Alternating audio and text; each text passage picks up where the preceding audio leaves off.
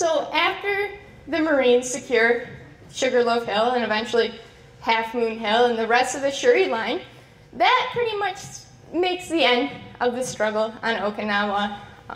The 6th Marine Division, after conquering Sugarloaf Hill, proceeded almost directly to the capital city of Naha, which they entered on the 24th of May.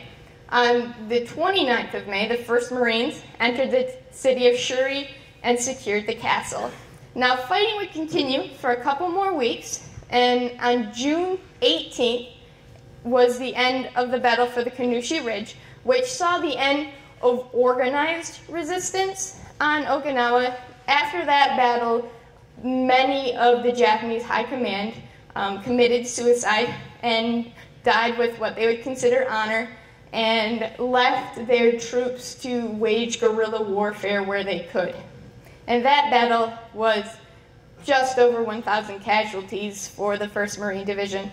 So a few days after that, we have the Major General Roy Geiger, who was in charge of the operation after the death of Buckner, announces that this island is secure, and we see the end of the last battle of World War II.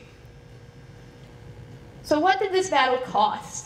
Last week, actually it was 2 weeks ago, we saw some of the numbers of the casualties from this operation, but here we have more categorized totals, I will say. You have 7,613 troops killed and missing, 31,807 wounded, and another 26,221 non-battle casualties.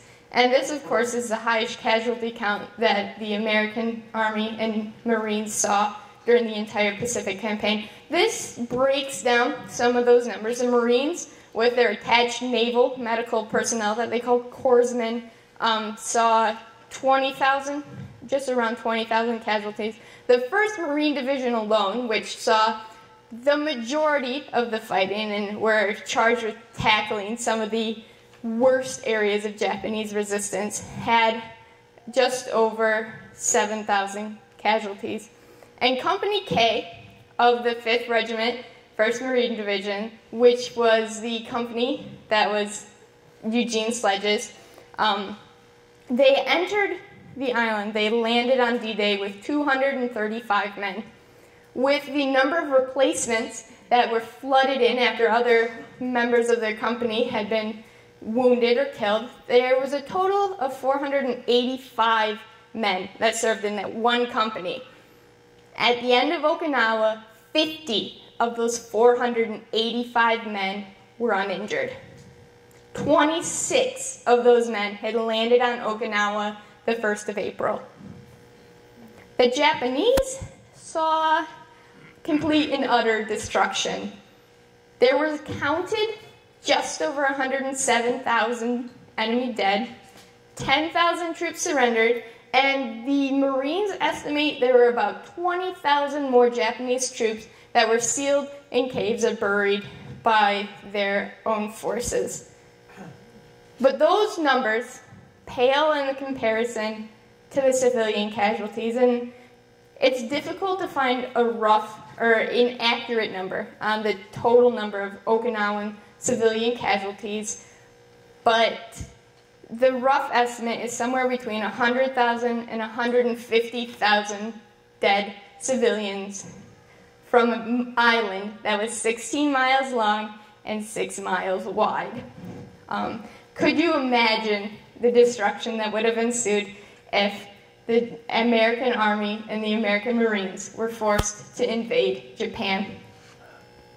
This is what I would like to leave you with tonight. Now, this is the closing statement from Mr. Sledge's book, which I would highly recommend to anyone who is interested in the war in the Pacific. But he said this: "Until the millennium arrives and countries cease trying to enslave others, it will be necessary to accept one's responsibilities and be willing to make sacrifices for one's country, as my comrades did. As the troops used to say, If the country is good enough to live in, it is good enough to fight for. With privilege goes responsibility. Our troops lived up to that responsibility on the Shuri line in Okinawa, and we owe them our highest respect and our highest honor. Thank you.